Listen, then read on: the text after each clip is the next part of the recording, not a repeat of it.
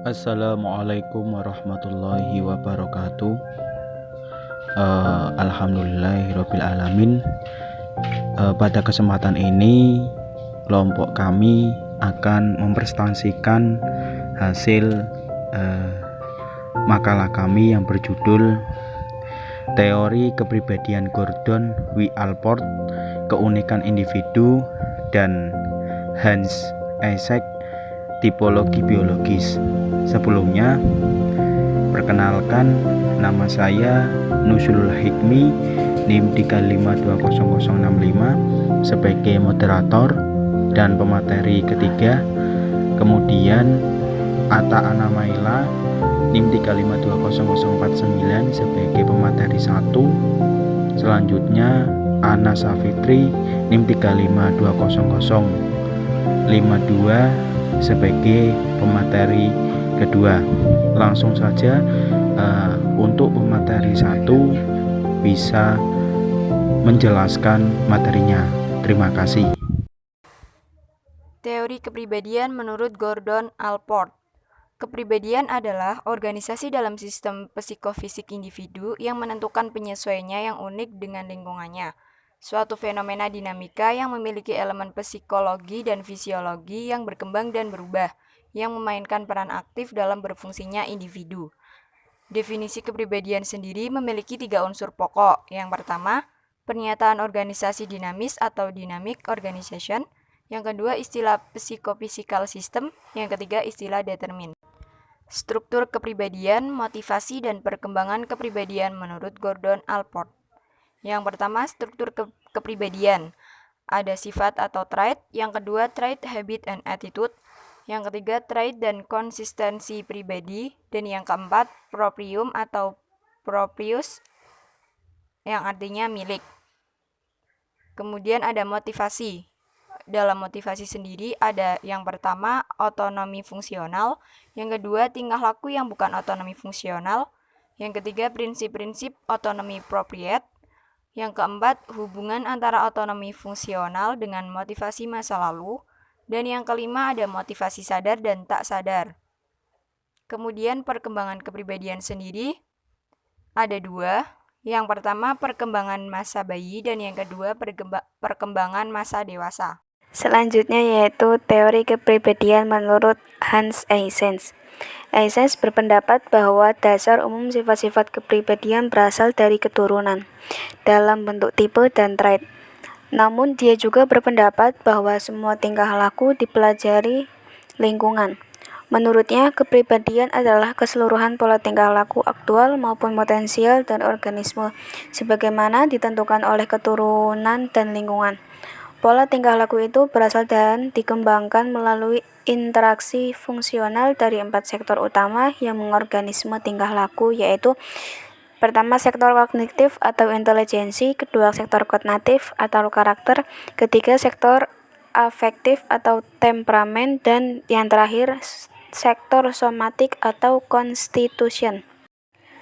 Berikutnya, hierarki faktor-faktor kepribadian. Tipe faktor kepribadian menurut hierarki ada 3, yaitu yang pertama, ekstraversi, neurotisme, dan psikotisme. Kecerdasan menurut hierarki ada 4. Yang pertama, hierarki tertinggi, yaitu tipe kumpulan dari trait yang mewadahi kombinasi trait dalam suatu dimensi yang luas. Hierarki kedua yaitu trait, kumpulan kecenderungan kegiatan, koleksi respon yang saling berkaitan atau mempunyai persamaan tertentu. Ini adalah disposisi kepribadian yang penting dan permanen. Hierarki ketiga yaitu kebiasaan tingkah laku atau berpikir, kumpulan respon spesifik, tingkah laku atau pikiran yang muncul kembali untuk merespon kejadian yang mirip. Yang terakhir yaitu hierarki terendah. Respon spesifik tingkah laku yang secara aktual dapat diamati yang berfungsi sebagai respon terhadap suatu kejadian. Selanjutnya, kepribadian menurut Eysenck. Teori Eysenck menekankan peran herediter sebagai faktor penentu dalam perolehan trait, ekstraversi, neurotisisme, dan psikotisme. Sebagian didasarkan pada bukti hubungan korelasional antara aspek-aspek biologis seperti CAL dan ANS dengan dimensi-dimensi kepribadian. Namun Ensek juga berpendapat bahwa semua tingkah laku yang tampak tingkah laku pada hierarki kebiasaan dan respon spesifik semuanya dapat pelajari dari lingkungan. Tidak seperti Freud yang memandang neurosis berkembang dari konflik tidak sadar antara kekuatan instinktif dengan pertahanan ego. Ensek berpendapat fenomena neurotis adalah reaksi takut dipelajari. Hal itu terjadi di manakala satu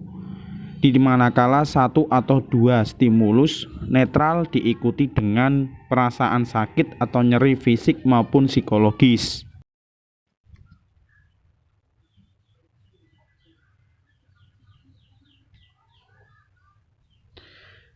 Selanjutnya, kesimpulan bahwa teori kepribadian menurut Gordon Allport yaitu kepribadian adalah organisasi dalam sistem psikofisik individu yang menentukan penyesuaian yang unik dengan lingkungannya. Suatu fenomena dinamika yang memiliki elemen psikologi dan fisiologi yang berkembang dan berubah yang memainkan peran aktif dalam berfungsinya individu. Nah, teori kepribadian Gordon terdapat struktur kepribadian yaitu sifat, trait, habit, dan attitude, dan meningkatkan motivasi serta perkembangan pribadi dalam perkembangan masa bayi dan masa dewasa. Selanjutnya, teori kepribadian menurut Hans, yaitu Ensek berpendapat bahwa dasar umum sifat-sifat kepribadian berasal dari keturunan dalam bentuk tipe dan trait. Namun dia juga berpendapat bahwa semua tingkah laku dipelajari lingkungan. Menurutnya, kepribadian adalah keseluruhan pola tingkah laku aktual maupun potensial dari organisme, sebagaimana ditentukan oleh keturunan dan lingkungan.